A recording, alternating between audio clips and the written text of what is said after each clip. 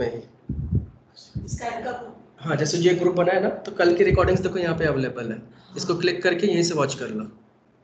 तो जैसे अब आज का जो रिकॉर्डिंग स्टार्ट हुआ, ये भी यहीं पे आ जाएगा। तो जैसे मैं कॉल एंड करूंगा ना, with in 2 minutes recordings upload हो जाएगी। तो विद इन 2 मिनट्स के बाद आप इसको वॉच करना स्टार्ट कर सकते हैं।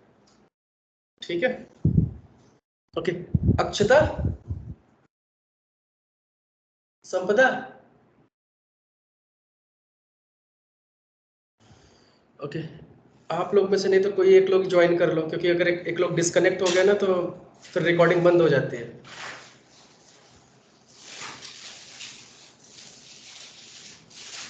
लेट हो गए, बारिश होने लगी। ओके,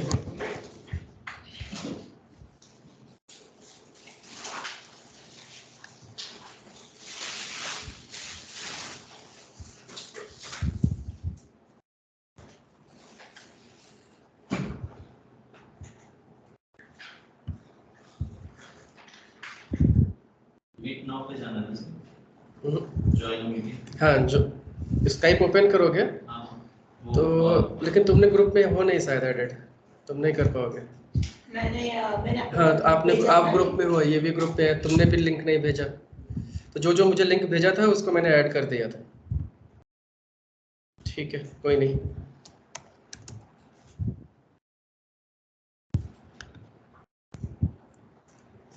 तो कल हमने क्या देखा था कि क्या होता है सॉफ्टवेयर टेस्टिंग, राइट। इसकी डिफिनेशन देखी थी, एग्जैक्टली सॉफ्टवेयर टेस्टिंग होता क्या है, राइट। उसके बाद फिर हमने देखा था इसमें सबसे इंपॉर्टेंट टॉपिक कि क्यों importance of software testing, software testing क्यों जरूरी है हमारे लिए, राइट। और उसके बाद फिर हमने देखा था SDLC। SDLC का मतलब हो गया सॉफ्टवेयर लाइफ साइकिल। इसमें हमने एक चार्ट बनाया था, राइट।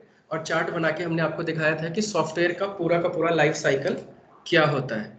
अब जो चार्ट मैंने बनाया था वो आप लोगों ने देखा था। अब अगर मैं इंटरनेट पे सर्च करूं तो देखो आप डिफरेंट टाइप के चार्ट्स आपको मिलेंगे, तो आपको कंफ्यूज नहीं होना है, ऑलमोस्ट सब सिमिलर रहेंगे। ठीक है,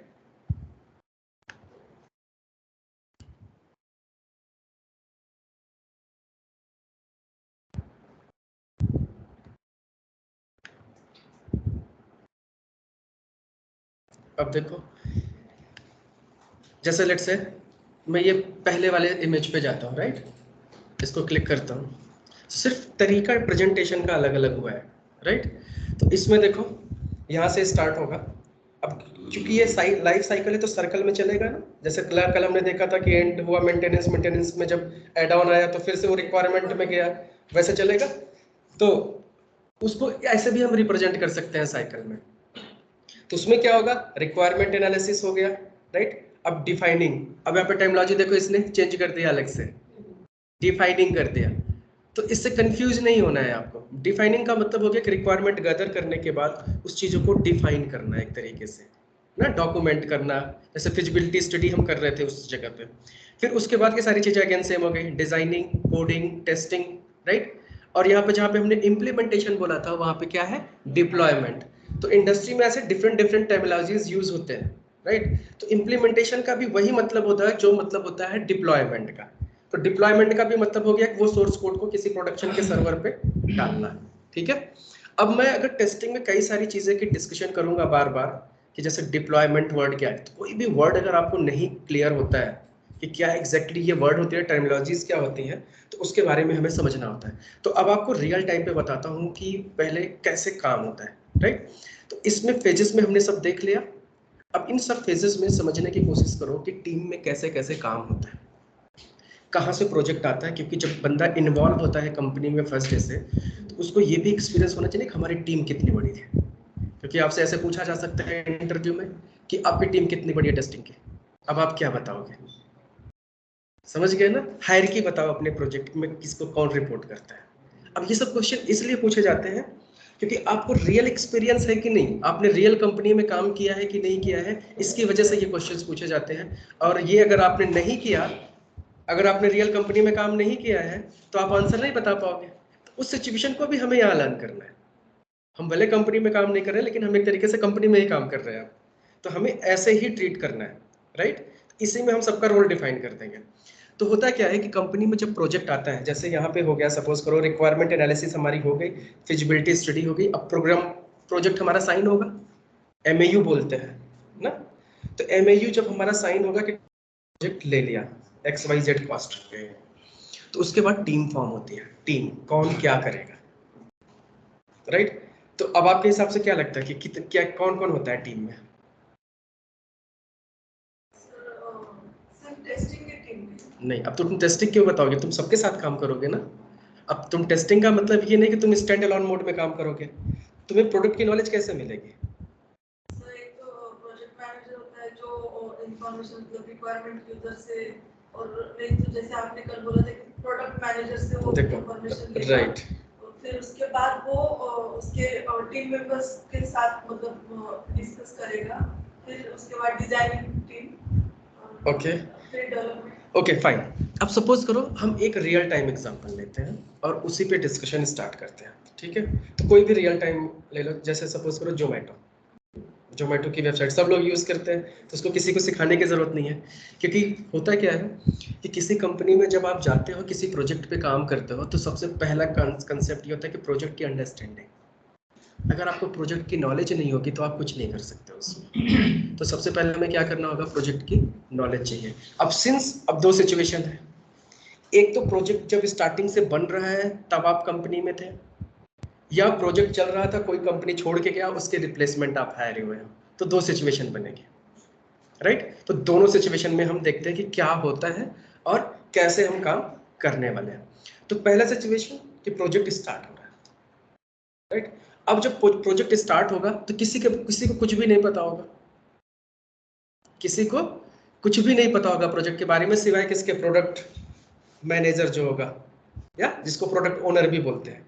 तो प्रोडक्ट की नॉलेज उसी को रहेगी कि क्या एग्जैक्टली होने वाला है। तो सबसे पहला एक मेंबर जो होता है वो असाइन होता है, जिसको बोलते हैं project manager. Company to company चीजें डिफर भी करती हैं, जरूरी ये नहीं है कि हमारे प्रोजेक्ट के लिए स्पेशल प्रोजेक्ट मैनेजर भी आए। वो डिपेंड करता है साइज ऑफ प्रोजेक्ट, कितना बड़ा प्रोजेक्ट है, उसको सच में मैनेज करने के लिए बंदों की जरूरत है कि या कोई और मैनेज कर सकता है ना। अब जैसे मैंने बताया, एक प्रोजेक्ट मैनेजर हो गया, दूसरा एक कंसेप्ट आया आपका प्रोडक्ट मैनेजर, इसको ओनर भी बोलते हैं। प्रोडक्ट ओनर एक टर्म होता है, वो एजाइल में बताऊंगा, राइट। इसके बाद लेट्स से एक हो गया आपका क्यूए मैनेजर, एक हो गया डेव मैनेजर। अब डेव मैनेजर का मतलब समझते हो, डेवलपमेंट मैनेजर, जो डेवलपर। अब जैसे होता क्या है, डेवलपमेंट की एक टीम होगी, उसका भी एक मैनेजर होगा या उसका भी एक लीड होगा। क्यूए की भी टीम होगी तो क्यूए का भी मैनेजर या क्यूए का भी लीड होगा, राइट। तो कंपनी में हायरार्की स्टार्ट कैसे होती है, हर कंपनी में डेजिग्नेशन अलग अलग होता है, राइट। जैसे किसी कंपनी में टेस्ट एनालिस्ट से शुरू होता है या टेस्ट इंजीनियर से होता है, सीनियर टेस्ट इंजीनियर, फिर टेस्ट एनालिस्ट, फिर लीड, फिर मैनेजर, ऐसे। और कहीं कहीं कंपनी में अलग से कंसेप्ट होता है, जैसे ट्रेनी ना, फिर सॉफ्टवेयर इंजीनियर, फिर सीनियर सॉफ्टवेयर इंजीनियर, फिर आपका लीड, ऐसे करके। फिर कहीं कहीं पे ऐसे होता है एसोसिएट, सीनियर एसोसिएट, ठीक है ना, फिर टेक लीड, ऐसे। तो हर कंपनी में डेजिग्नेशन अलग अलग हो सकता है। तो बट जो रिक्वायरमेंट हमारी होती है, जैसे पोजीशंस होती हैं, जैसे मिनिमम 0 से 2 या 3 ईयर तक का एक्सपीरियंस जिसको होता है वो सेम डेजिग्नेशन पे होता है। जैसे let's say test engineer mostly. अब टेस्ट इंजीनियर की भी रोल एंड रिस्पॉन्सिबिलिटी अलग होगी। जो सीनियर टेस्ट इंजीनियर होगा, जिसको एक्सपीरियंस 3 to 6 ईयर 7 ईयर हो सकता है, वो सीनियर टेस्ट इंजीनियर होगा। उसके ऊपर जो होगा वो लीड होगा, टेस्ट लीड। फिर उसके ऊपर मैनेजर। ऐसे मेन 4 हम लेके चलते हैं, ठीक है। तो यहाँ से इन चारों में मीटिंग होगी पहले कि भाई हमारे पास इतना काम है, अब बताओ इसके टीम से हम कौन कौन से बंदे ले सकते हैं, ठीक है। अब प्रोजेक्ट मैनेजर जो है वो क्या करेगा, उसका काम है इस पूरे प्रोजेक्ट को मैनेज करना कॉस्ट वाइज। कि प्रोजेक्ट मैनेजमेंट एक कोर्स होता है अलग से, उसमें ये सिखाया जाता है कि कोई एक प्रोजेक्ट मिला, उसमें कितने बंदे लगेंगे, कितने टाइम में हमें खत्म करना है, वो सारी मैनेजमेंट वही करेगा, प्रोजेक्ट की बजट वही एलोकेट करेगा।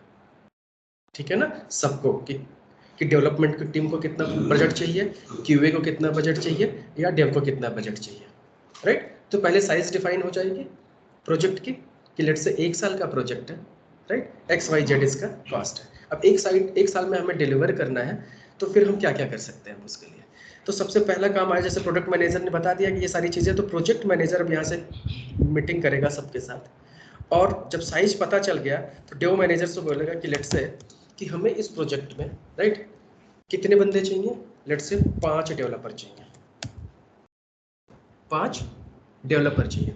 अब अगर 5 डेवलपर चाहिए तो उसमें कॉम्बिनेशन क्या होना चाहिए, नहीं, कॉम्बिनेशन का मतलब डेवलपर में कॉम्बिनेशन क्या होना चाहिए, एक लीड होगा TL, डेफिनेटली एक हमें TL चाहिए। अगर TL नहीं भी है, जनरली होते हैं, अगर TL नहीं है तो वो काम डेवलप QA ये डेव मैनेजर करेगा वो रोल। ठीक है, होता है ऐसा, इसलिए हमें दोनों चॉइसेस, हमें पता सब होना चाहिए। ठीक है, तो TL अगर नहीं है तो डेव मैनेजर होगा, नहीं तो दोनों भी हो सकते हैं। फिर इसके बाद अब प्रोजेक्ट की कॉम्प्लेक्सिटी के ऊपर डिपेंड करता है कि अगर प्रोजेक्ट बहुत ज़्यादा कॉम्प्लेक्स है तो हमें सीनियर बंदों की ज़्यादा ज़रूरत पड़ती है रेदर देन जूनियर की ना, क्योंकि प्रोजेक्ट का मान लो साइज बड़ा है, डेडलाइन टाइट है कि हमें एक ही साल में डिलीवर करना है, तो हम वहाँ पे जूनियर रिसोर्सेज की जगह पे सीनियर रिसोर्सेज यूटिलाइज करने की कोशिश करेंगे। क्लियर। तो इस सिचुएशन में हम क्या करेंगे, लेट्स से 3 सीनियर डेव, या S लगा दिया तो मतलब SD मतलब सीनियर डेवलपर। ठीक है, एंड लेट्स से 1 हमारा एक डेवलपर हो गया, जूनियर डेवलपर, ऐसे समथिंग। तो इसका कॉम्बिनेशन कुछ भी हो सकता है, 2 सीनियर 2 जूनियर भी हो सकते हैं, राइट, बट ऐसे ही टीम होती है। तो फिर पता होना चाहिए। अब ये क्वेश्चन इसलिए इम्पोर्टेंट है क्योंकि आप टेस्टिंग टीम में हो, राइट। अब टेस्टिंग टीम में अगर 5 डेवलपर काम कर रहे हैं तो ज़्यादा से ज़्यादा हमारे पास 2 QA होंगे। QA के बंदे कितने होंगे, 2, इससे ज़्यादा नहीं हो सकते। रेशियो 1/3 का। अगर मान लो 10 डेवलपर है तो एवरेज 3। अब वो भी डिपेंड करता है प्रोडक्ट टू प्रोडक्ट कि कहीं कहीं पे क्वालिटी, जैसे बहुत सारी जगहों पे टेस्टिंग, बहुत सारी वॉस टेस्टिंग अगर हमें परफॉर्म करना है तो टेस्टर्स हमें ज़्यादा भी लगेंगे। तो ये नीड होती है क्लाइंट की कि कितना इंपॉर्टेंस है टेस्टिंग हमारे लिए। तो मैं ये जो बता रहा हूँ ये एवरेज है, मतलब इससे कम नहीं होंगे, इससे ज़्यादा भी हो सकते हैं, इससे 2 to 5 भी हो सकते हैं, लेकिन 5 इसलिए नहीं होंगे, 5 हर एक डेवलपर के पीछे एक टेस्टर थोड़ा कॉस्टली पड़ जाता है। ये पुरानी थिंकिंग है, वो चली आ रही है अभी तक, ये ओल्ड माइंडसेट है और तब से। लेकिन इंडस्ट्री में चीज़ें जल्दी चेंज नहीं होती क्योंकि रीज़न क्या है, क्लाइंट से पैसा आ रहा है, जितने बंदे भर लगाएंगे उतना क्लाइंट से बिलिंग होगी, राइट। तो क्लाइंट से जब बिलिंग ज़्यादा होगी तो फायदा होगा ना कंपनी का, वहाँ से लिया। मान लो एक QA के बंदा या एक डेवलपर के बंदे का 1 घंटे का सपोज करो कि उसने $40 चार्ज किया कंपनी ने क्लाइंट से, तो जितने बंदे दिखाएंगे उतना डॉलर आएगा घंटे वाइज, राइट। लेट सपोज एक दिन का $300 मिला कंपनी को, और नीचे कितना देगा, 100 मतलब वो कम ही देगा ना ऑब्वियसली। हाँ तो 100 दे देगा, $100 एक दिन में। नहीं $30 देगा। अगर 300 है तो मुश्किल से $10-20 आपको एक दिन में देगा, बाकी पूरी कंपनी लेती है। ये हाल होता है, आपको सिर्फ छींटे मारे जाते हैं डॉलर्स के। ठीक है, तो इसलिए इतने पैसे नहीं देते, वो कंपनी पे चला जाता है। क्यों, रीजन क्या है, क्योंकि वो डॉलर आपका बिलिंग हो रहा है, बिलिंग जब होता है तो वो आपका होगा, जैसे जो बंदे एग्जैक्ट प्रोजेक्ट पे एलोकेट है ना। लेकिन मैनेजर की सैलरी आपकी कहाँ से आएगी, प्रोजेक्ट मैनेजर की सैलरी कहाँ से आएगी, उन सबकी भी तो सैलरी चाहिए भाई, वो भी तो कंपनी डील तो तुमको कर रहे हैं, तो थोड़ा थोड़ा बढ़ता है सब में। ठीक है, और कंपनी भी उसमें अपना 50% प्रॉफिट मार्जिन लेके चलती है। ठीक है, तो एनीवे वो बात की बात है। तो यहाँ पे मिनिमम 2 to 5 QA के बंदे हो सकते हैं, मतलब, बट हमें एवरेज लेके चलना है कि 2। अगर आपकी टीम में 5 बंदे डेवलपर हैं तो हम QA वाले 2 ही थे। अब ये नहीं बोल सकते हो कि हमारे पास 10 QA के बंदे हैं, सिंपल लॉजिक। ठीक है, अब 2 QA के बंदे हो गए, और इसके अंदर अब डेवलपमेंट में भी जो ये डेव है ना, इसमें भी हो सकता है कि एक डिजाइनर हो, क्योंकि हमें सॉफ्टवेयर डिजाइन भी तो करना होता है। तो एक डिजाइनर का भी कंसेप्ट इन बिटवीन आता है कि सॉफ्टवेयर डिजाइन कौन करेगा। हालांकि जो डेवलपर्स होते हैं वो एक्सपीरियंस्ड होते हैं, वो सारी चीज़ें डिजाइन करते हैं। जैसे पहले कंसेप्ट क्या था वो समझो। पहले कंसेप्ट क्या था कि वेब डिजाइनिंग में फ्रंट एंड डेवलपर अलग होते थे। उनका कंसेप्ट था कि वेब पेज डिजाइन करना। तो पहले वेब पेज कैसे डिजाइन होता था? फोटोशॉप में ना। पहले फोटोशॉप में एक इमेज बनाई जाती थी कि ये इमेज ऐसे ऐसे रहेगी। जैसे मैं एग्जांपल के लिए दिखा देता हूँ आपको। लेट्स से जोमेटो में ओपन करता हूँ।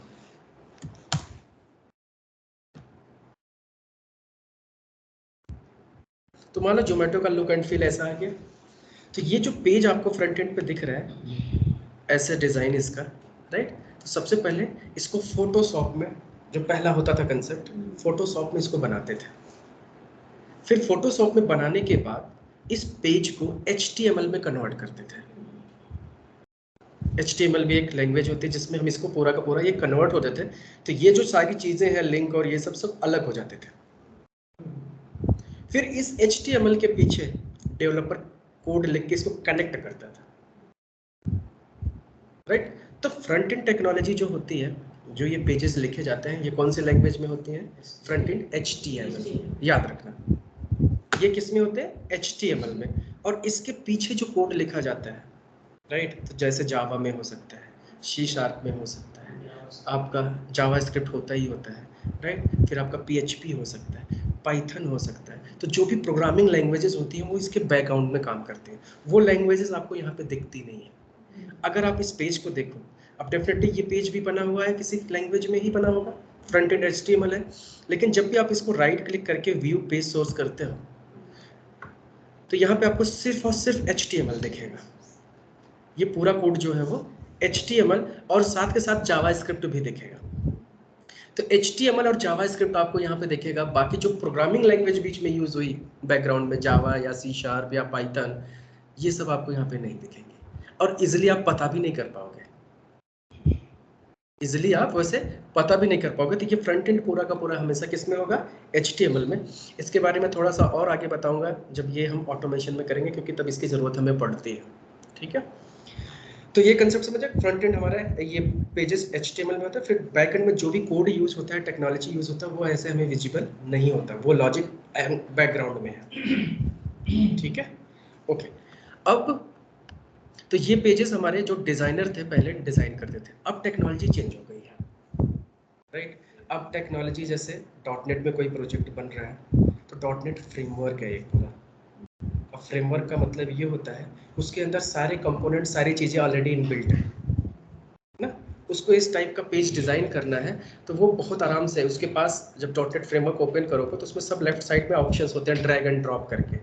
कोई टेक्स्ट बॉक्स, जैसे तुम्हें यहाँ पे लिंक बनाना है या कोई टेक्स्ट बॉक्स बनाना है या कोई ड्रॉप डाउन बनाना है, तो सीधे सीधे वहाँ से ड्रैग करो, ड्रॉप करो, अपना डिज़ाइन बना लो। जैसे आप लोग देखोगे विक्स का आजकल बहुत एडवर्टीजमेंट देखा होगा, विक्स की, विक्स करके एक वेबसाइट है। हाँ, बहुत सारे फ्रेमवर्क हैं इसके। तो वो सब करता है क्या है कि अब विक्स वगैरह ये आपको ऐसा ऑप्शन दे दिया है कि आप सारी चीज़ें ये ड्रैग एंड ड्रॉप करके ये अपना डिज़ाइन तुम खुद बना सकते हो। और बैकग्राउंड में ये क्या करेगा? HTML का कोड बना देगा आपको अलग से कन्वर्ट करने की भी ज़रूरत नहीं होती। तो टेक्नोलॉजी आगे आ चुकी है। तो इसलिए एग्जैक्टली अब डिज़ाइनर की ज़रूरत हमें रेयरेस्ट पड़ती है ना। तो इसलिए कंपनी में प्रोजेक्ट में ज़रूरी नहीं है कि फुल टाइम डिज़ाइनर की रिक्वायरमेंट हो। अगर कहीं स्पेसिफिक जैसे लोगो वगैरह बनाना है तो उसके लिए हमारे पास डिज़ाइनर होंगे, लेकिन वो कंपनी के कई प्रोजेक्ट में काम कर रहे होंगे। ऐसा नहीं कि फुल टाइम प्रोजेक्ट में काम करेंगे। तो उनसे अगर लोगो बनाना है तो स्पेशली वो बना के दे दिया, कुछ स्पेसिफिक इमेज चाहिए वो बना के दे देंगे। तो उसमें डेवलपर का कोई इन्वॉल्वमेंट नहीं रहेगा। डेवलपर सिर्फ बताएगा कि ये चीज़ रिक्वायरमेंट के हिसाब से चाहिए, वो बना के उसको दे देंगे। डेवलपर ला के यहाँ पे ड्रैग एंड ड्रॉप कर लेगा पेज पे और ऑटोमेटिकली उसका कोड जनरेट हो जाएगा बैकग्राउंड में। तो जैसे जावा में भी ऐसे बहुत सारे फ्रेमवर्क्स हैं, .NET में भी है, PHP में, तो जितने भी डेवलपमेंट के प्रोग्रामिंग लैंग्वेजेस हैं सब में बने बनाए फ्रेमवर्क आजकल आ रहे हैं। तो इसलिए डेवलपमेंट फास्ट हो गया, ठीक है। तो वो फटाफट क्विकली ये एप्लीकेशन का फ्रंट एंड भी डेवलपर ही डिजाइन करता है। अब बात से समझ लेना कि अब डिजाइनर का कंसेप्ट नहीं है। तो जो भी काम अब फ्रंट एंड पे जो भी दिखेगा वो सब कुछ किसने किया? डेवलपर।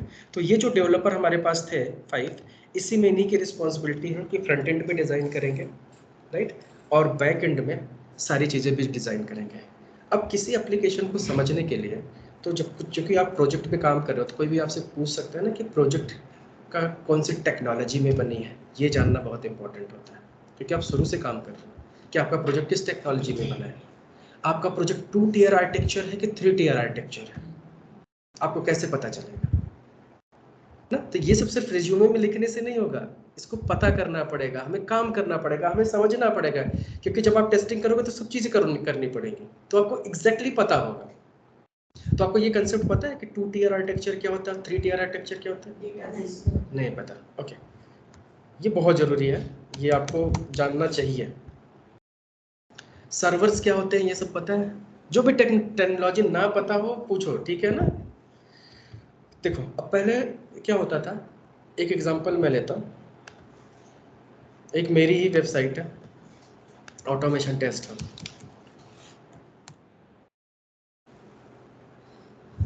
ये जो वेबसाइट है ये 2 टियर आर्किटेक्चर में है और ये प्लेन HTML में है। HTML और साथ में थोड़ा सा जावा लगा है, ठीक है? देख के आप नहीं बता पाओगे, क्लियर? तो ये इसको बोलते हैं हम 2 टियर आर्किटेक्चर। इसके पीछे का लॉजिक क्या होता है 2 टियर आर्किटेक्चर में, कि मान लो ये आपका एप्लीकेशन हो गया, राइट? अब एप्लीकेशन में आपके पास एक कोड होता है, सोर्स कोड। सोर्स कोड का मतलब ये जो कोड आपको दिख रहा होगा, ये अगर व्यू पेज सोर्स करेंगे यहाँ से, तो ये जो कोड दिख रहा है HTML का, इसको हम क्या बोलते हैं? सोर्स कोड, ठीक है? तो इसका जो कोड वो, और इसका बैकएंड में सिर्फ इसके पास डेटाबेस होगा। फ्रंट एंड जो बाहर दिखा HTML, तो ये हो गया लेट से आपका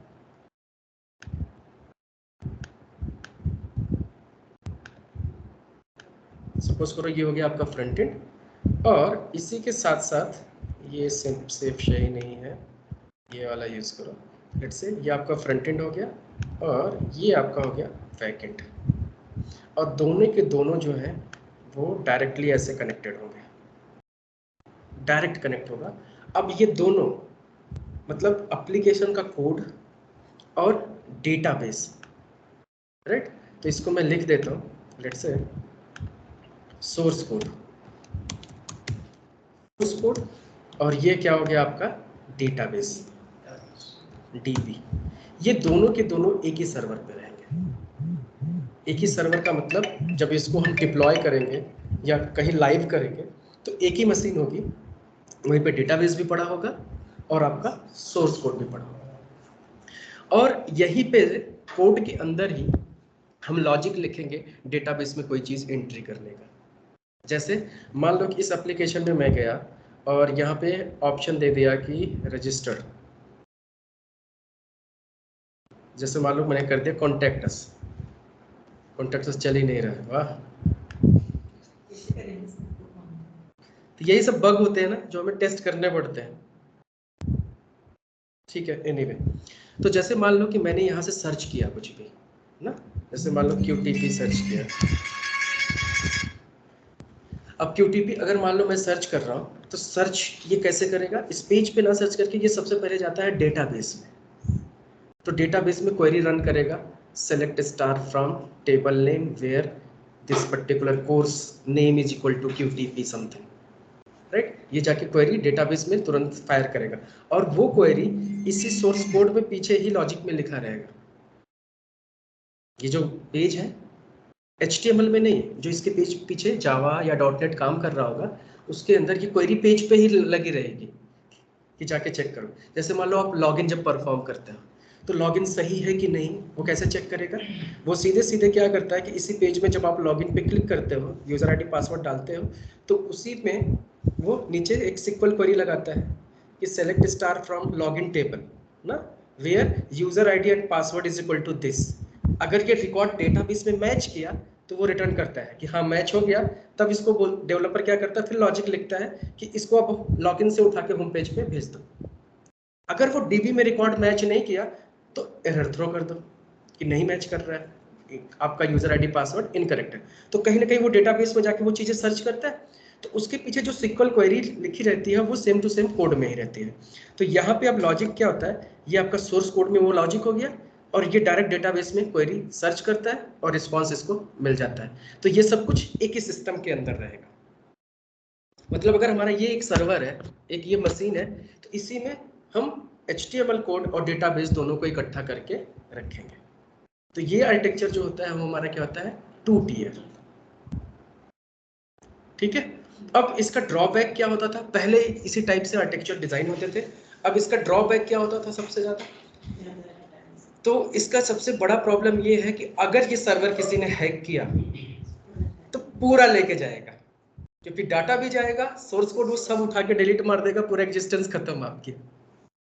पहली प्रॉब्लम सिक्योरिटी इशू, रिस्क है ना कि अगर सारा पैसा उठा के एक ही जगह रख दो, या सारे पैसे आप एक ही शेयर मार्केट में एक ही उस पर लगा दो, अगर वो गया तो गया, सब गया ना। तो इसलिए लोग क्या करते हैं कि नहीं नहीं हर जगह लगा, थोड़ा थोड़ा रिस्क कम रहेगा। तो सेम कंसेप्ट यहाँ पे भी है, रिस्क ज़्यादा होता है। दूसरी चीज़ ड्रॉबैक क्या है, अगर इसको स्केल करना हो, कल के डेट में इसमें इंटीग्रेशन करना हो ना, कि भाई इसको दूसरे प्रोडक्ट से भी इंटीग्रेट करना है, जैसे मान लो सिंपल सा, हर एक वेबसाइट में आपका इंटीग्रेशन होता है पेमेंट का। बैंक जब आप कोई भी प्रोडक्ट परचेस करते हो तो क्रेडिट कार्ड इन्फॉर्मेशन जो भी डालते हैं वो इंटीग्रेशन है किससे, बैंक से, जैसे बिल्डेक्स, पेपाल, राइट, या फिर आपका पेटीएम, फोन पे, पेयू, बहुत सारे पेमेंट गेटवेज हैं, वो थर्ड पार्टी है, उनका हम वेबसाइट पे अपने इंटीग्रेशन करते हैं।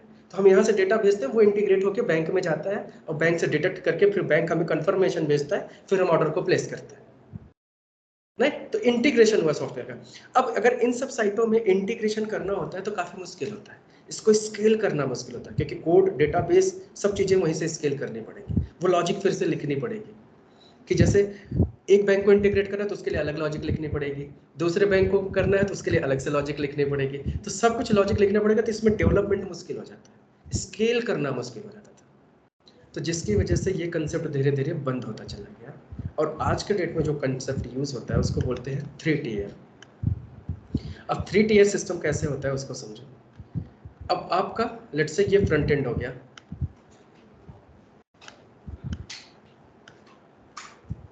फ्रंट एंड हो गया।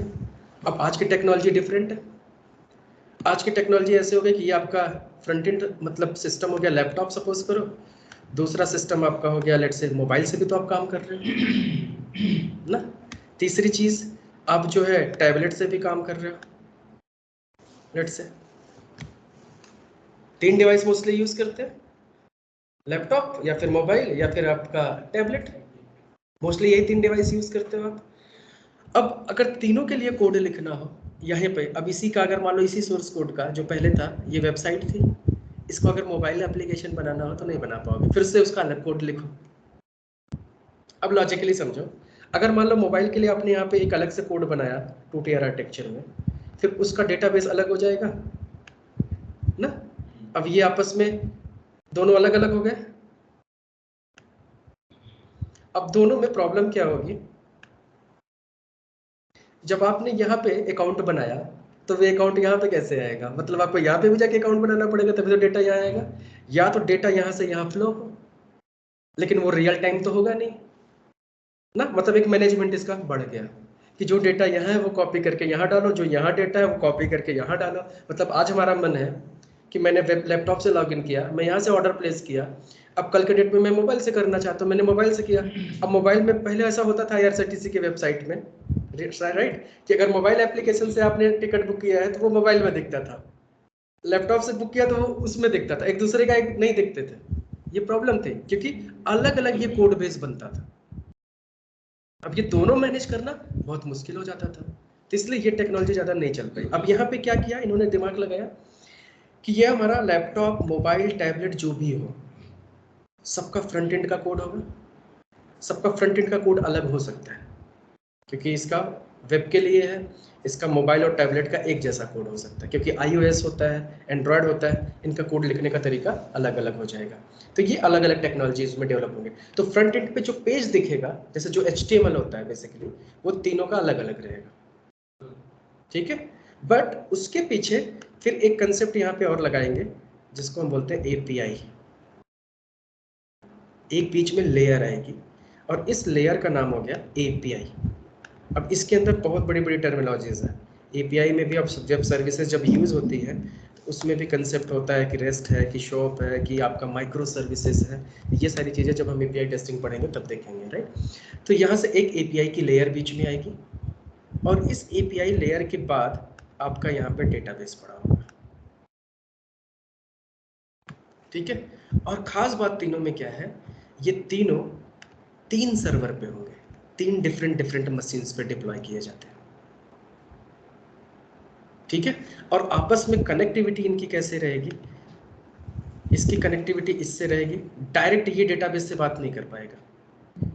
ये क्या करेगा, अपना सिर्फ एपीआई से कम्युनिकेट करेगा। और ये सारी की सारी जो एपीआई है, ये पूरी की पूरी ये जो गेटवे है,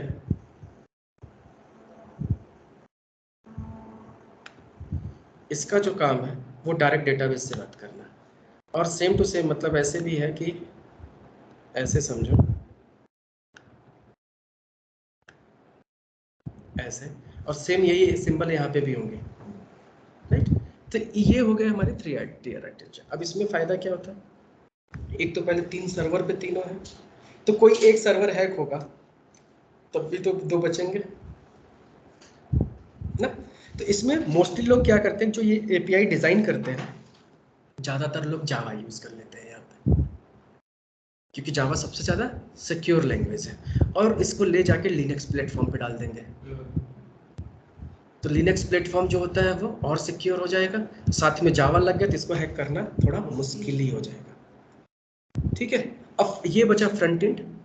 फ्रंट एंड को विंडो, अब मान लो ये विंडो को सपोर्ट करता है तो इसके लिए विंडो सर्वर ले लो, विंडो सर्वर पे ले जाके इसके कोड को डिप्लॉय कर दो, ठीक है। तो ये हमारा फ्रंट एंड के डिफरेंट सर्वर्स पे कोड हमारे फ्रंट एंड के चले जाएंगे और एपीआई हमारी एक डिफरेंट। अब जैसे ये भी होता है कि फ्रंट एंड इसमें अलग लैंग्वेज यूज हुआ, जैसे इसमें एंगुलर यूज हो गया, इसमें रिएक्ट जेएस यूज कर लिया, ठीक है। तो ऐसे अलग अलग टेक्नोलॉजीज में ये चीजें एप्लीकेशंस बन सकती हैं। तो कोई लिमिटेशंस भी नहीं है कि भाई तुम फ्रंट एंड चाहे जिस लैंग्वेज में बनाओ, बैकएंड से कोई मतलब नहीं। लेकिन यहाँ पे मतलब था, लेकिन यहाँ पे लिमिटेशन नहीं है। तुम कोई भी नया टेक्नोलॉजी से कोई भी नई एप्लीकेशन डिजाइन कर सकते हो और इंटीग्रेट इसके साथ कर सकते हो। अब एपीआई क्या होता है, यहाँ पे एपीआई एक काम करता है आपका, जैसे रेस्टोरेंट में वेटर का काम होता है, इमीडिएटर का, वेटर का काम क्या होता है, आप जाते हो रेस्टोरेंट में बैठते हो तो वो आप टेबल पे बैठ के ऑर्डर पास किया, वो आपका ऑर्डर ले जाके किचन में देता है। तो किचन यहाँ पे क्या हो गया, डेटाबेस। आप हो गए क्लाइंट हो गए, और ये हो गया आपका वेटर। तो आपने ऑर्डर दिया इसको, वेटर को, वेटर गया किचन में बताया कि भाई ये ऑर्डर है। तो जब वहां पर रेडी हो गया ऑर्डर, फिर इसने क्या बताया वेटर को, वापस ऑर्डर रेडी, फिर वेटर आया सामान ले आके आपको वापस दे दिया। तो ये जो काम एपीआई का हो गया वो वेटर जैसा हो गया। ये दिखेगा नहीं, मतलब हमारे यहाँ रेस्टोरेंट में दिखेगा, बट यहाँ पे फ्रंट एंड जब एप्लीकेशन हमारी होती है वहां सिर्फ हमें फ्रंट एंड ही दिखता है, बैकग्राउंड में क्या चल रहा है हमें नहीं पता चलता। तो इंटरनली यही होता है कि वो जब अब हम जब लॉगिन करेंगे, अब जैसे यहाँ पे जब हम लॉगिन करते थे तो ये डायरेक्ट सिक्वल क्वेरी चलाता था, डेटाबेस से डायरेक्ट डेटा लाके हमें देता था जब भी कोई सर्च करते थे। यहाँ पे ऐसे नहीं होगा। यहाँ पे पहले फ्रंट एंड पे अगर आपने लॉगिन किया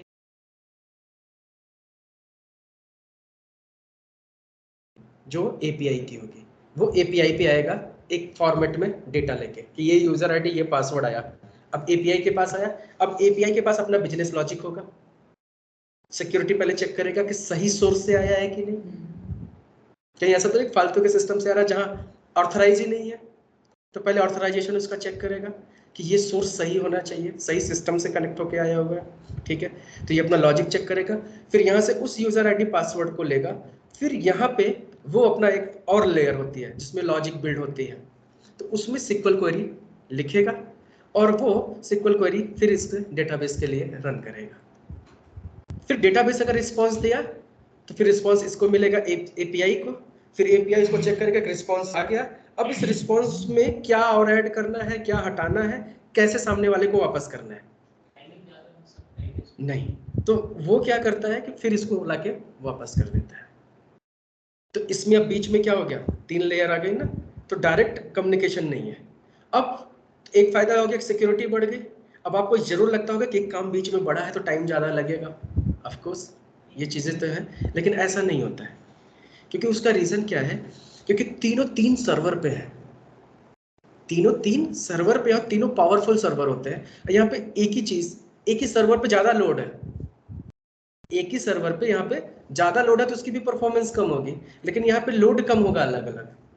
और सर्वर आजकल जब ये आर्किटेक्चर हम डिप्लॉय करते हैं तो ये सब अब आजकल क्लाउड पे करते हैं। क्लाउड में जैसे एजोर हो गया, AWS हो गया, तो ऐसे क्लाउड पे अगर हम डालेंगे तो वहाँ पे उनकी जो मशीन है वो बहुत पावरफुल है, और जितना कंजप्शन होता है उसके हिसाब से हमें पैसे चार्ज करने पड़ते हैं।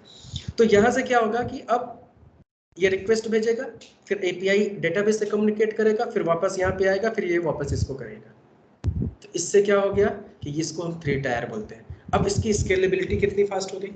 सपोज करो कल के डेट में गूगल पे चाहता है कि इस प्रोडक्ट को इंटीग्रेट करने के लिए इसका फीचर, अब मान लो अगर ये एक ICICI बैंक की ऐप है, ऐसे समझ लो कि ये एक ICICI बैंक है, तो आप बैंक में वेबसाइट से भी लॉगिन कर सकते हो, मोबाइल ऐप के थ्रू भी जा सकते हो।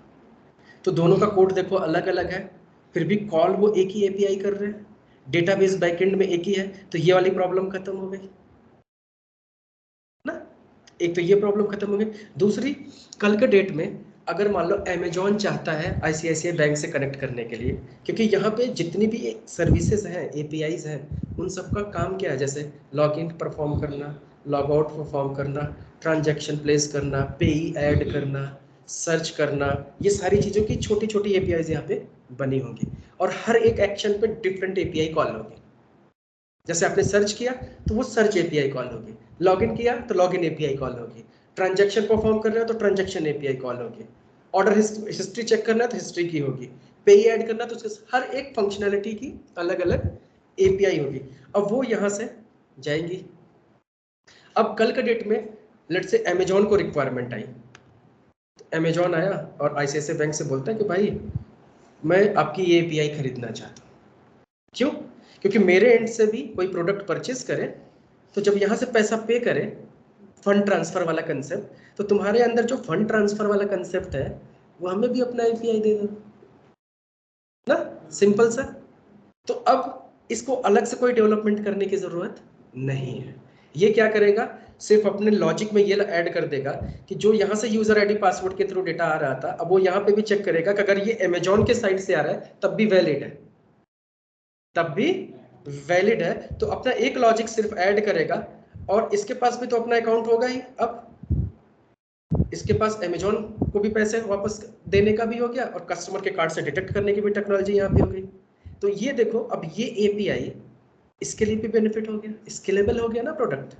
अब ये कल के डेट में API इसको बेच के अलग से भी पैसा कमा रहा है, मतलब अपना बैंक है उसका, अपने बैंकिंग एप्लीकेशन के पर्पज से बनाया था, लेकिन इसके बैंक के थ्रू कोई भी पेमेंट करोगे, अब जैसे बुक माई शो पे जाओ, ICICI का कार्ड है आपके पास, बाय 1 गेट 1 मिलेगा आपको ना।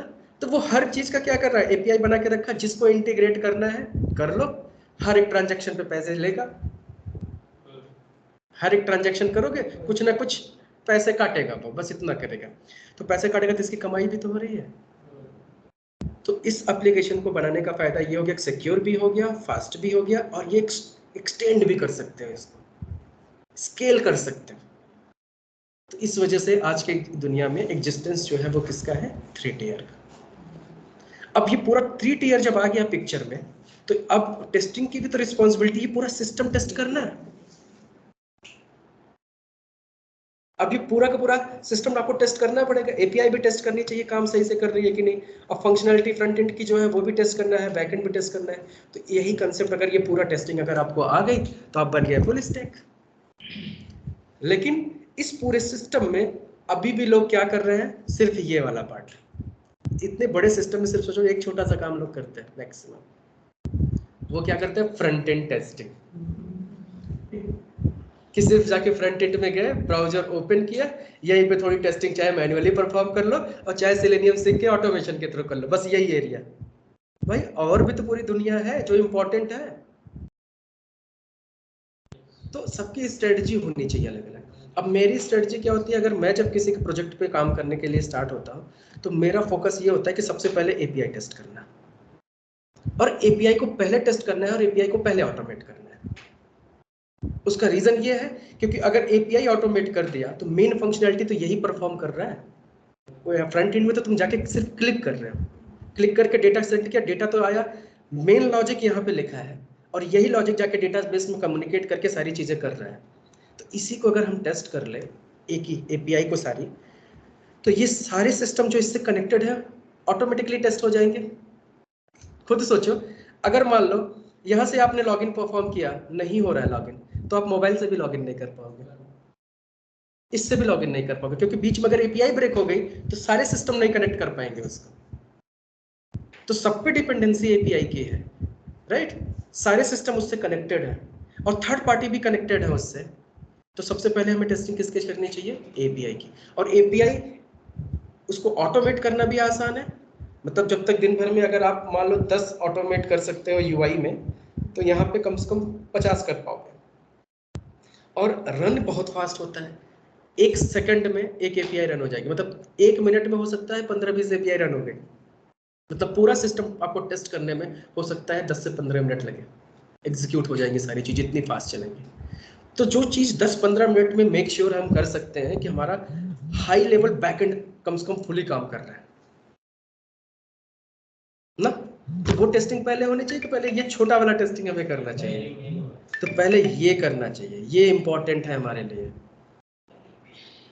ठीक है ना? तो मेरी स्ट्रेटजी ये होती है कि 70% हमारा फोकस एपीआई पे होगा, 30% यूआई पे होगा, और 30% में सिर्फ 10% डेस्कटॉप पे और 20% पूरा मोबाइल पे होगा, क्योंकि हमें देखना ये है कि बिजनेस सबसे ज़्यादा हमारा कहाँ से आ रहा है। मोबाइल पे अगर हमारे यूजर सबसे ज़्यादा है तो हमारा मेन फोकस मोबाइल पे होना चाहिए रेदर देन यूआई ब्राउजर्स पे होना चाहिए। तो ये भी इंपॉर्टेंट है। लेकिन लोग क्या करते हैं, शुरू यहाँ से करते हैं, परेशान है, आइडिया नहीं, हुई पुराना जमाना 2 टायर वाला आदत पड़ी हुई है, वही टेस्ट करके वो मैनेजमेंट ऊपर चले गए, उनके दिमाग में तो वही चल रहा है, वो वही अप्रोच चला जा रहा है आज भी, लेकिन गलत है, ऐसे होना चाहिए, ठीक है? तो ये 2 ट्री का कंसेप्ट समझ में आ गया? ओके, वापस चलो।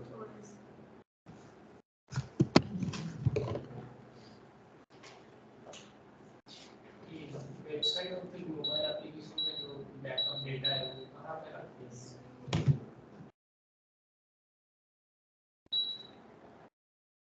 डेटा बैकअप सर्वर पे ही बनता रहता है।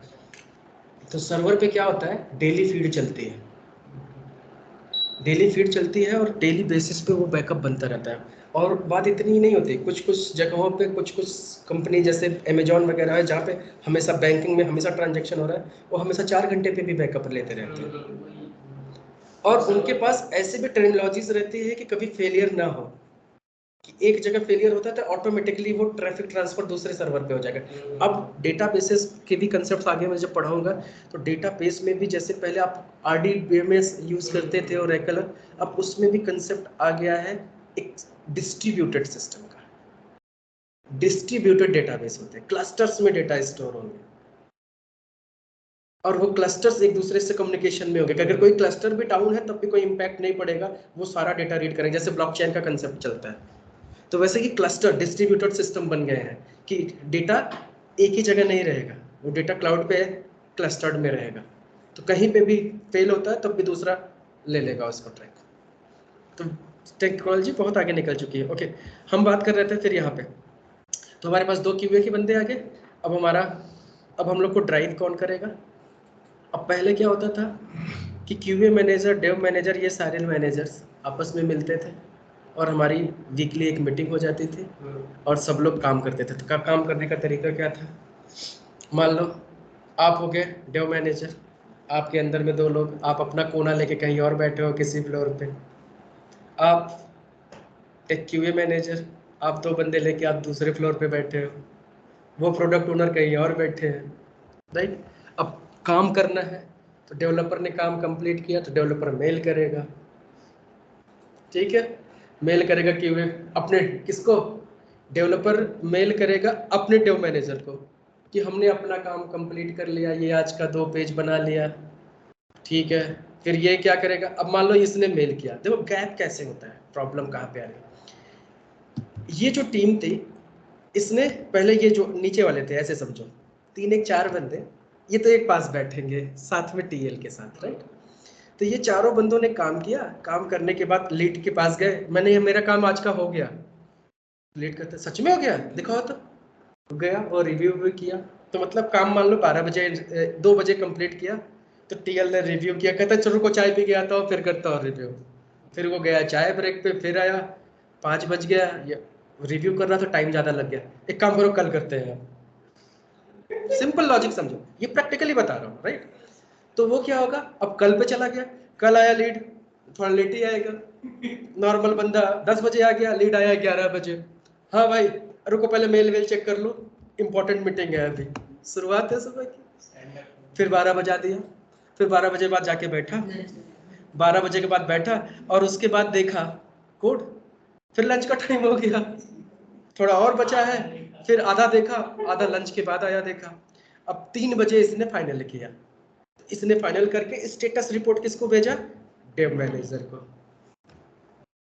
अब डेव मैनेजर भी अपना मीटिंग में व्यस्त होगा, वो भी उसका भी काम है, उसका भी चाय पिएगा, वो भी काम करेगा, अब वो तुरंत का तुरंत थोड़ी ना क्यूए मैनेजर को मेल करेगा, तो वो क्या करेगा, वो भी अपने पास एक आध दिन होल्ड कर सकता है, डिपेंड करता है सिचुएशन टू सिचुएशन, फिर वो किसको कम्युनिकेट करेगा, क्यूए मैनेजर के पास मेल दिया कि भाई हमारा ये काम कर दिया है, अब इसको टेस्ट करो, सीसी में ऊपर है ये सब, ठीक है। अब इनके पास आया क्यूए मैनेजर के पास, फिर क्यूए मैनेजर ने देखा मेल वेल, फिर उसने फॉरवर्ड कर दिया अपने टीम में क्यूए के पास, राइट, यहाँ पे फॉरवर्ड किया, तो इन्होंने फिर टेस्टिंग स्टार्ट की, तो मतलब 2 दिन बाद टेस्टिंग स्टार्ट हो रही है।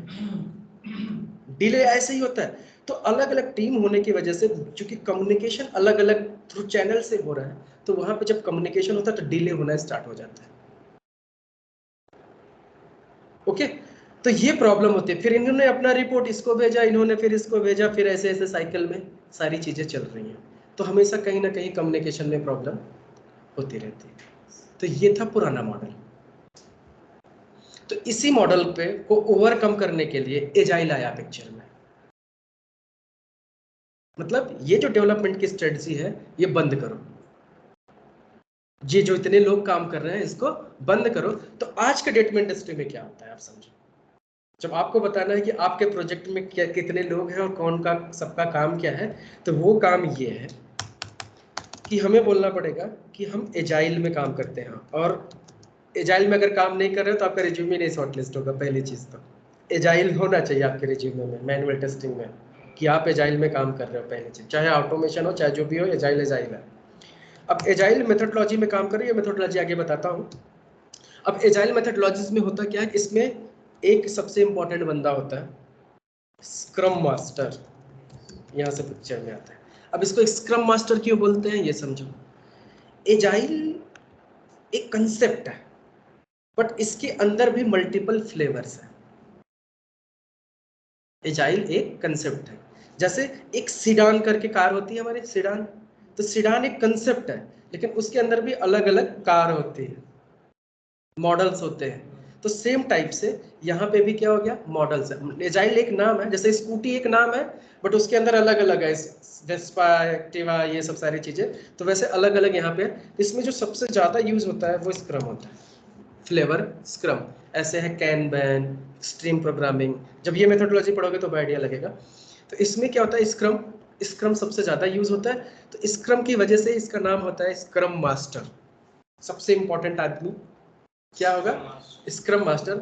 आजकल स्क्रम मास्टर के भी कोर्स होते हैं, ठीक है, और उसमें कौन बंदा जाता है, जैसे क्यूए वाले मोस्टली, जिनको फंक्शनल नॉलेज हो गया, अब वो टीएल बन गए, अब उनको आगे तो ग्रोथ नहीं मिल रही है, तो वो क्या कर लेते हैं, बीए चले जाते हैं, पहले बीए बन जाते हैं बिजनेस एनालिस्ट, फिर वहां से स्क्रम मास्टर, फिर स्क्रम मास्टर में बैठ के काम कुछ नहीं, टीम लेके इधर का काम उधर, टोपी पहनाओ एक दूसरे को, एक की टोपी ऐसे उठा के बताता हूँ, देखो कैसे। तो इसमें आपने यहाँ पे मेंशन किया था कि रिपोर्ट सेंड करना है, हाँ, सबका एक अलग टीम होता है, they is going to share the report by the end of the lead team. तो उसका सोर्स का था, मतलब कैसे रिपोर्ट शेयर करते हैं, जस्ट लाइक अ मेल, या फिर उसका कुछ अलग पैटर्न होता है? उसका पैटर्न भी होता है। अब कुछ लोग होते हैं कि जैसे एक्सेल में रिपोर्ट बनाएंगे प्रॉपर, एक्सेल में प्रॉपर रिपोर्ट बनाएंगे, या फिर आपका वर्ड डॉक्यूमेंट में रिपोर्ट बनाएंगे, राइट, या समवेयर जीरा में सारी चीज़ें अपडेट कर रहे हैं, जीरा का डैशबोर्ड उठा के भेज सकते हैं। तो तरीके से हो सकता है, अलग अलग हो सकता है। तो क्या क्या काम किया है, उस काम को रिप्रेजेंट कैसे कर रहे हैं, उस काम को ट्रैक कैसे कर रहे हैं, वो पूरा का पूरा इंफॉर्मेशन जाएगा। हम किस लेवल पे हम लोग भेजेंगे, मतलब हम लाइक मेल के थ्रू भेजेंगे? हाँ, मेल से ही कम्युनिकेशन होता है, तो हमें मेल ही भेजना है, लेकिन हमारा फॉर्मेट डॉक्यूमेंट बेस्ड ऑन हमारा रिक्वायरमेंट, हम क्या काम कर रहे हैं। जैसे मान लो मैं टेस्टिंग कर रहा हूँ, तो मुझे टेस्ट रिपोर्ट भेजना है, ये टेस्ट केस लिख रही हैं, ये उसका स्टेटस भेजेंगे, वो डिफेक्ट टेस्ट कर रही हैं तो डिफेक्ट स्टेटस रिपोर्ट भेजेंगी, तो सबका अलग अलग फॉर्मेट होगा। वो एक्सेल के ही फॉर्मेट जरूरी नहीं है, वो तुम कैसे प्रेजेंट करते हो। अब जैसे इन्होंने टेस्टिंग कर रही है डिफेक्ट की, तो ये सारा अपडेट जीरा में रख रही है, तो ये जीरा का डैशबोर्ड उठाएंगे, कॉपी करके चिपकाएंगे, या जीरा से डेटा एक्सपोर्ट कर लिया, उसका जो फॉर्मेट आया उसको चिपका दिया मेल में, उसका ग्राफ लगा दिया, सारी चीज़ें। ये टेस्ट केस लिख रही थी, इन्होंने एक्सेल में सारा टेस्ट केस लिखा, एक्सेल का डैशबोर्ड उठा के चिपका दिया। मतलब डिपेंड्स, डिपेंड्स, जो काम है उसी के हिसाब से। उसके अकॉर्डिंग आप यू कैन शेयर द हाँ, राइट, वही जीरा बता रहा हूँ। ओके, तो यहाँ पे हो गया क्या, स्क्रम मास्टर।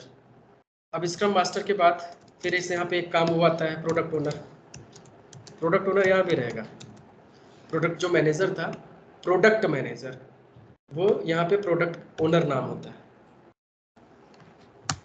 और यहाँ पे हो गए लेट्स से 3 डेवलपर, यप, और 2 टेस्टर। अब ये जो टीम बनी, ये टीम बन गई हमारी स्क्रम मास्टर। अब इसके अंदर लेना है तो एक और भी ले लो, BA के, बिजनेस एनालिस्ट। तो ये जो टीम बन गई, ये पूरी टीम को हम बोलते हैं स्क्रम टीम, राइट। तुम भले ही तुम्हारा कोई मैनेजर और होगा QA का, वो उससे तुम्हें यहाँ मतलब नहीं है। तुम इस प्रोजेक्ट में आ गए तो तुम्हारा यहाँ पे मम्मी पापा सब स्क्रम मास्टर है, तुम्हें सब सारी चीज़ें यहीं पे बतानी है। और स्क्रम में काम करने का सबसे बढ़िया फ़ायदा क्या होता है, ये एक टीम बनेगी और सब लोग एक ही जगह बैठेंगे साथ में। पहले रिक्वायरमेंट इसकी क्या होगी, सब साथ में बगल में, ऐसे जितने लोग हैं ये सब ऐसे ही सब बगल में बैठेंगे, और कोई कम्युनिकेशन मेल पे नहीं, तुरंत भाई हमारा हो गया, चलो तुम करो तुम करो तुम करो। और डेली इसमें क्या होता है कि स्क्रम मास्टर डेली 15 मिनट की एक मीटिंग रखेगा सुबह, जिसको हम बोलते हैं स्टैंड अप ना। तो ये सारी चीज़ें वो एकदम इंटरव्यूअर ऐसे पूछेगा कि तुम अपने स्क्रम मॉडल को डिज़ाइन बताओ, कैसे काम होता है। तुम्हें ऐसे बताना पड़ेगा पूरा, हमारे टीम में कितने मेंबर हैं, ये रोल की सबको क्या है, तुम्हें बताना पड़ेगा। फिर कौन कैसे काम करता है, वो सब कुछ तुम्हें वो पूछेगा, काम किया होगा तभी आप बता पाओगे। तो जस्ट अभी हाई लेवल बता रहा हूँ। तो इसमें क्या होता है कि जैसे डेवलपर ने काम किया, तो वो 15 मिनट जो स्क्रम मास्टर होता है, वो सबसे पहले सबसे स्टेटस लेगा 2-2 मिनट में डेली। कल क्या किया, आज क्या करने वाले हो, 2 क्वेश्चन रहेगा उसका। कल क्या किया, आज क्या करोगे, लिखो अपना आज का काम, ट्रैक कर लिया उसने, कल क्या आज का सबसे। फिर दूसरे दिन फिर आया, फिर पूछा, अच्छा तुमने बोला था ये उस दिन कल करने के लिए, हो गया नहीं हुआ, क्यों नहीं हुआ, ठीक है नहीं हुआ, फिर क्यों नहीं हुआ। अब तुम बोलोगे कि मैंने डेवलपर से कांटेक्ट किया, ये प्रॉब्लम है, बताओ क्यों, क्या भाई क्या प्रॉब्लम बताओ। दोनों लोग सामने सामने, क्यों काम नहीं हुआ, ये रीजन बताओ। सब मीटिंग में वही, ये देखो स्क्रम में क्या होता है, टीम बहुत छोटी होती है और सब साथ में है, तुम झूठ नहीं बोल सकते और टाइम पास नहीं कर सकते। तो मेरा काम आज का था, तुमने आज बोला था तुम्हें ये करोगे, तो ये अगर तुमने ये बताया कि नहीं आज हम लेट से जितने डिफेक्ट्स हैं, मान लो 10 डिफेक्ट हैं, 10 को हम टेस्ट करेंगे, मैंने बोला। अगर मैं बोलूंगा नहीं आज मैं सिर्फ 5 करूंगा, क्यों 5 करोगे, स्क्रम मास्टर फिर आपसे पूछेगा 10 क्यों नहीं करोगे, 5 ही क्यों करोगे, क्योंकि डिफेक्ट टेस्ट करना इतना मुश्किल तो है नहीं। तुम्हारा 10 डिफेक्ट भी टेस्ट हो जाएगा और तुम्हें अगला का भी काम यही करना है, तुम बच भी नहीं सकते।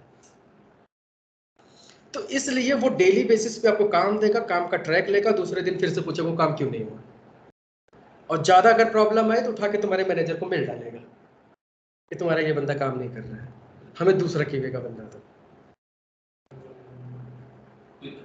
क्विक रिस्पॉन्स, सीधे सीधे, तो तुम कुछ नहीं कर सकते। इसी एजाइल की वजह से हर एक बंदे पे प्रेशर होता है, चाहे वो क्यूए हो चाहे वो डेवलपर हो। अब पहले क्या होता था, एसडीएलसी याद करो, एसडीएलसी में जब डेवलपमेंट होता था तो समय क्यूए वाले के पास काम था नहीं, क्योंकि जब तक वो फेज कंप्लीट नहीं होता क्यूए वाला बैठा था, है ना। यहाँ पे क्या हुआ, सबका काम साथ साथ चलेगा। रिक्वायरमेंट देख के अगर डेवलपर डिजाइन कर रहा है तो टेस्टर का काम है टेस्ट केस डिजाइन करो तुम।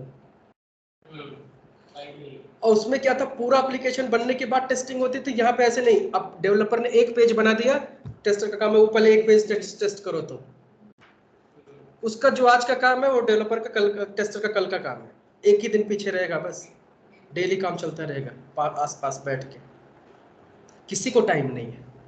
और सबसे ज्यादा डिपेंडेंसी होता है, टीम छोटी है, अब उसमें एक टेस्टर बीमार हो गया तो काम रुकेगा नहीं, वो जो दूसरा वाला टेस्टर है उसके ऊपर वर्कलोड डबल हो जाएगा, वो झेलेगा, उसके पास ऑप्शन नहीं है, क्योंकि दूसरा वाला जब ये बीमार होगा तो उसको भी तो करना पड़ेगा। तो इस वजह से मिनिमम 2 रखते हैं, और वर्कलोड सबसे ज्यादा होता है, और इसी की वजह से नोटिस पीरियड हमारा 90 डेज बना एजाइल की वजह से, क्योंकि एक इंडिविजुअल पर्सन पे रिस्पॉन्सिबिलिटी ज्यादा है, कम टीम है।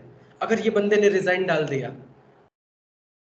तो 3 महीने में नया बंदा खोज के इसकी जगह पे बैठा के उसको ट्रेंड करके तब इसको रिलीज करना है, जिससे कि काम पे इम्पैक्ट ना हो। तो ये रियल टाइम में सर इतना ही टाइम मिलता है या फिर उसकी कुछ ड्यूरेशंस होती है? किसके? फॉर एग्जांपल जैसे आपने कहा कि हमारी रिक्वायरमेंट आई, राइट, तो विद इन अ डे तो it won't be possible to complete the task. नहीं, तुम दूसरे लैंग्वेज में सोच में ले गए। अब तो प्रोजेक्ट का तो मान लो हमारा ड्यूरेशन तो 1 साल था, राइट, पूरा ड्यूरेशन एक था। ये जो हम काम कर रहे थे, जब स्क्रम में काम करते हैं ना, तो इसमें हमारी स्क्रम की स्प्रिंट होती है, एक स्प्रिंट होती है। स्प्रिंट का टाइम होता है मिनिमम 1 वीक से लेकर 3 वीक का एक साइकिल बनता है, उसको स्प्रिंट बोलते हैं। तो 0 स्प्रिंट, 1 स्प्रिंट, 2 स्प्रिंट, ऐसे करके काम होता है। हर एक स्प्रिंट में हमें थोड़ा थोड़ा टास्क मिलता है, हम टारगेट सेट कर, पहले स्प्रिंट रिव्यू मीटिंग होती है, स्प्रिंट प्लानिंग होती है, ये सब टर्मिनोलॉजी और ये सब चीज़ें हमें करनी पड़ती है, ठीक है। ये सब हम आगे करेंगे, जैसे जब स्क्रम ये पढ़ेंगे एजाइल, तो डेली हमारा काम यही होगा, आते ही 15 मिनट अपना काम स्क्रम मीटिंग का। So, ये पहले डिसाइड हो जाता है ना, स्प्रिंग 1 2 3 4 नहीं, कि इसमें कितना कितना होगा स्प्रिंग। ये यही टीम बैठ के डिसाइड करती है, ये जितने बंदे हैं ये। इनिशियली तो So, सर they- बिगिनिंग हाँ, दैट इज नॉट शेयर, जो आपने बोला प्लानिंग होती है, तो प्रोजेक्ट आने के बाद ही प्लान होता है, आने के बाद स्प्रिंट हो गया तो उस मतलब इनिशियल डेज में होता है या मिड ऑफ प्रोजेक्ट? ये साइमल्टेनियसली चलता है। इसमें क्या होता है, ऐसे समझो, ये मतलब डिफाइन कर लेते हैं क्या स्प्रिंग 1 में हमें इतना ही काम करना है, अगर हम लोग उसको अब डिटेल में असल में मैं बताता आपको जब स्क्रम पढ़ाता, बट क्विकली मैं 5 मिनट में आपको बता देता हूँ। आप डायग्राम देखोगे तो समझ में आ जाएगा।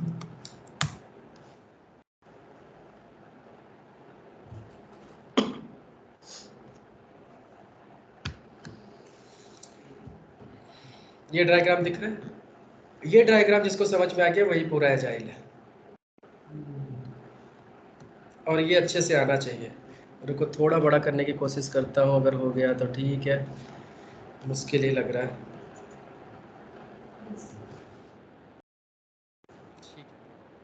अब देखो यहाँ पे बोलते हैं प्रोडक्ट बैकलॉग, ये क्या है ऑप्शन, प्रोडक्ट बैकलॉग। यही सारी चीजें आपकी क्या है, रिक्वायरमेंट्स।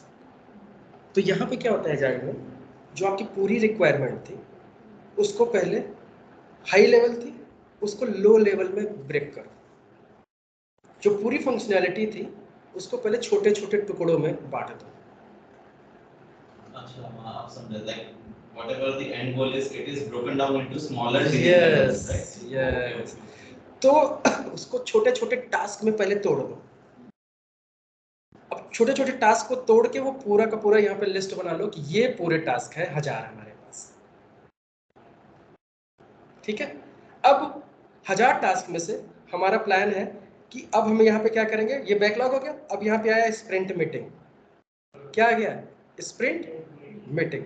अब स्प्रिंट मीटिंग में प्लान करेंगे, ये मीटिंग ही इसीलिए बोली जाती है कि इसमें सब लोग बैठेंगे। ये देखो, product owner, team, scrum master, ये इतने बड़े लोग हैं ना, इतने ही लोग हैं, यही लोग मिल के बैठेंगे, डिसाइड करेंगे क्या करना है। हमारे पास 3 वीक का टाइम है या 2 वीक का टाइम है, डिपेंड करता है। 3 वीक की भी होती है स्प्रिंट साइकिल, 2 वीक की भी होती है। अगर 2 वीक वाला है तो 2 वीक में बैठ कर डिसाइड करेंगे पहले दिन कि एक बताओ कि इस हफ्ते हमें 2 हफ्ते में क्या कर सकते हैं, डिलीवर क्या कर सकते हैं। अब ऐसा काम नहीं उठाना है कि जिसमें 4 हफ्ते लग जाए, उतना ही काम लेना है जितना कि हम 2 हफ्ते में डिलीवर कर सकेंगे। तो ये लोग यहाँ से इसको एनालिसिस करेंगे, एनालाइज करने के बाद यहाँ से वो टास्क को उठाएंगे, यहाँ पे प्लान कर लेंगे। प्लान करने के बाद उसको बना दिया स्प्रिंट बैकलॉग। ये पूरा था प्रोडक्ट बैकलॉग, मतलब पूरी प्रोडक्ट की रिक्वायरमेंट। अब ये बन गई आपकी स्प्रिंट बैकलॉग, इसका मतलब स्प्रिंट में क्या रिक्वायरमेंट है, कितना हमें करना है, दैट्स इट। फिर यहाँ से काम स्टार्ट हो गया। अब 1 से 4 वीक काम मान लो कि जितने भी टाइम का है, ये साइकिल में काम चालू हो गया। स्क्रम मास्टर अपना ये सारी चीजें कर रहा है, डेली देखो स्टैंड अप हो रहा है बैठ खड़े होके ना, ये सारी चीजें। अब जैसे ये काम कंप्लीट हो गया, ठीक है, फिर यहाँ से क्या होगा, फिनिश वर्क, मतलब ये साइकिल कंप्लीट, एक स्प्रिंट कंप्लीट 2 वीक की। अब जैसे एक स्प्रिंट कंप्लीट हुई, फिर यहाँ पे आ गया sprint review plus sprint retrospective. अब स्प्रिंट रिव्यू में क्या करते हैं, और रेट्रोस्पेक्टिव मीटिंग्स होती हैं, ये स्पेशली हर स्प्रिंट के बाद होती है। ये नियम बने हैं इन सब के कि इस अगर नियम को फॉलो करोगे तो प्रॉपर आप डिलीवर कर पाओगे सॉफ्टवेयर का। तो इसमें क्या होता है कि वो बैठ के ये डिसाइड करेंगे, उसमें तुम्हारे भी मैनेजर आ सकता है, क्यूए का भी मैनेजर, डेव वाले के भी मैनेजर, इस पर रेट्रोस्पेक्टिव में सब आते हैं और ये रिव्यू करते हैं कि हमने जो इस स्प्रिंट में काम किया, क्या इसको हम और बेहतर कर सकते थे। गलतियों से सीखने वाला जो काम होता है ना, उसको नाम ही है ना रेट्रोस्पेक्टिव। तो अपनी पास्ट की गलतियों से सीख के कुछ और इम्प्रूव करना प्रोसेस को, कि जिससे नेक्स्ट वाले को और इम्प्रूव हम कर सके। कोई मिस्टेक थी, रह गई, इसमें फीडबैक दिया जाता है। जैसे डेवलपर का टेस्टर से नहीं बनी, तो इस मीटिंग में वो उसके मैनेजर और अपने मैनेजर के सामने बोलेगा कि मैंने इनको 3 बार बोला कि ये चीज करके तुम मुझे पहले दो, इन्होंने नहीं दिया, इन्होंने काम को डिले किया।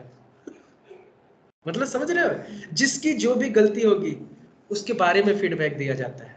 और नहीं अगर अच्छी बनी तो वहां पे अच्छे से बोला जाता है कि इस बार हमारा टीम फाउंडेशन बहुत अच्छा था, कोऑर्डिनेशन बहुत अच्छा रहा, हम दूसरे को बहुत अच्छे से सपोर्ट किए, अच्छा हो गया। तो नहीं तो एक दूसरे की गलती निकालना, फिर उसको एनालाइज करना और उसको सोचना, मैनेजमेंट का काम है कि इसको कैसे फिक्स करें। तो स्क्रम मास्टर का फिर से काम आ गया कि इसको अगली बार गलती ना हो।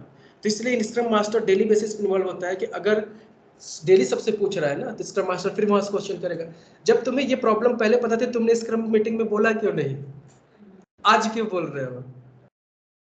तो हर एक चीज एक दूसरे से बढ़ जाता है वहां। हाँ हाँ, वॉर नाम कुछ भी रख लो उसको, ठीक है। हाँ, तो ये रेट्रोस्पेक्टिव मीटिंग्स में हम ये डिसाइड करते हैं कि हमसे कुछ गलती तो नहीं हुई, what went good, what went wrong, उसका हम एनालाइज करते हैं। तो ये एक्चुअल में होता है और क्या, ये सब होता है। इसमें बताता रहा हूँ, पार्टिसिपेंट्स भी अलग अलग होंगे। नहीं वो नहीं, इसमें अलग अलग पार्टिसिपेंट्स भी होते हैं। जैसे तुम टीम वाले तो रहेंगे, तुम लोग के भी मैनेजर्स आ जाएंगे अलग अलग के, वो भी बैठेंगे, क्योंकि ये तुमने डिलीवर किया कोई चीज। तो इसमें भी क्या होता है कि आपका स्प्रिंट डेमो नहीं दिया है इसने, एक और होता है स्प्रिंट का डेमो भी होता है, जो आपने बनाया उसका डेमो दो सबको कि तुम सही सब कुछ चल रहा है कि नहीं चल रहा है। तो क्यूए डेवलपर मिलके उसको डेमो देते हैं। मतलब ये बहुत सही प्रोसेस है पूरा, इसीलिए पूरी कंपनी एजाइल को फॉलो कर रही है। अगर जो भी हमारा प्रोडक्ट है, ठीक है, एप्लीकेशन हमने डिलीवर कर दिया, लाइक आफ्टर 1 स्प्रिंट जो भी आपने बताया कि एक स्प्रिंट के अंदर हमने प्रोडक्ट डिलीवर कर दिया, इन केस ऐसा हो जाता है कि उसमें अगर कुछ डिफेक्ट हमसे भी मिस हो जाता है, तो फिर सेकंड स्प्रिंट में तो इट इज कंफर्म कि हम दूसरा रिक्वायरमेंट नहीं व्हाट अबाउट फर्स्ट रिक्वायरमेंट, वो फिर से उसको घुमा के तुम पटक सकते हो, बैकलॉग में डाल सकते हो, या उसको फिर से अपना दूसरे किसी आगे स्प्रिंट में डिफर कर सकते हो। जैसे कहीं पे भी कोई इशू आ गया, तो ऐसा नहीं है कि पिछले स्प्रिंट का काम था अब नहीं होगा, कहीं पे भी उसको रोटेट कर सकते हो जहां फिजिकल वर्कलोड बढ़ जाएगा ना, बिकॉज़ आई एम नहीं नहीं नहीं, no no no no no, that's not the thing. अगर मान लो तुमने 3 स्प्रिंट में ऐसी गलतियां की तो चौथे स्प्रिंट में तो तुम्हारा चौथे स्प्रिंट का भी डिलीवर करना है, ये भी करना है, तो वर्कलोड नहीं बढ़ेगा। ऐसे नहीं होता, इसको हम क्या बोलते हैं, इम्पेडिमेंट्स वर्ड होता है जाहिर है, इम्पेडिमेंट्स ये यूज होता है, ये वर्ड है इम्पेडिमेंट्स। तो इस टाइप के जब भी इम्पेडिमेंट्स आती हैं उस इम्पेडिमेंट्स को हम डिस्कस करते हैं और उसको हम प्लान करते हैं कि हमें इसको कब करना है, उसके लिए स्पेशल टाइम लेना पड़ता है हमें। सो मतलब जो हमारे पास ये आया है इसका कि ये खराब है, उसको डिप्लॉय करने के लिए अलग से फिर से टाइम लेना पड़ेगा आपको। तो मतलब हमारा क्लाइंट नाराज नहीं हो जाएगा? नहीं, क्यों नाराज होगा, क्लाइंट की भी इन्वॉल्वमेंट डेली बेसिस, तो मिस्टेक तो मिस्टेक, अब तुम बार बार वही मिस्टेक तो ना करो, इसलिए तो स्प्रिंट रिव्यू मीटिंग रखी गई कि जो गलती तुम कर रहे हो वो दोबारा ना करो, तो इसीलिए हर चीज का इसमें प्रोसेस बना हुआ है। ठीक है, ओके, एनीवे गलत डायरेक्शन में वैसे हम मूव कर रहे हैं, जिसमें घुस रहे हैं उसी में घुस के रह जा रहे हैं। ओके, हमारे पास ज़्यादा टाइम नहीं है। सबसे पहले आप लोग एक काम करो, जोमेटो एप्लीकेशन ओपन करो,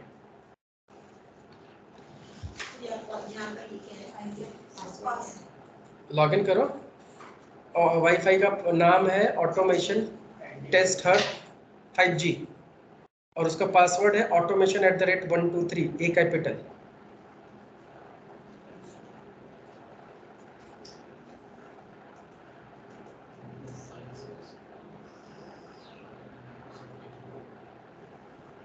कर लिया? सर वो आपको क्या शेयर करना था, अगर मैंने स्नैप को डाउनलोड किया था, शेयर क्या करना था उसमें? अरे ये सब नोट्स, यही टेस्टिंग वेस्टिंग के सारे मटेरियल्स पढ़ने के लिए।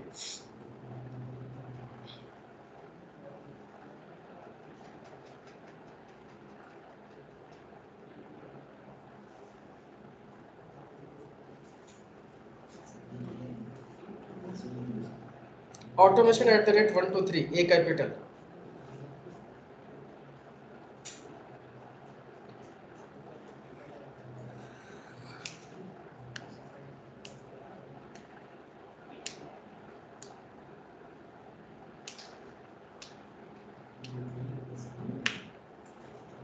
जोमेटो से जाए ना।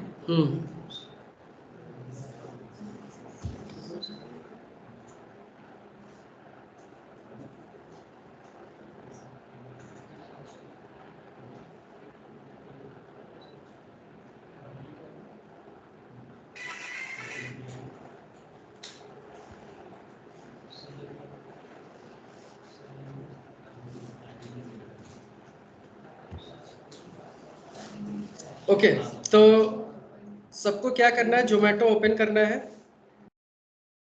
और मैं रिकॉर्डिंग स्टॉप कर रहा हूँ यहाँ पे। कल्पेश तुमको कोई क्वेश्चन है, कोई क्वेरी है? No sir. ओके, तो ये देखो मैं रिकॉर्डिंग स्टॉप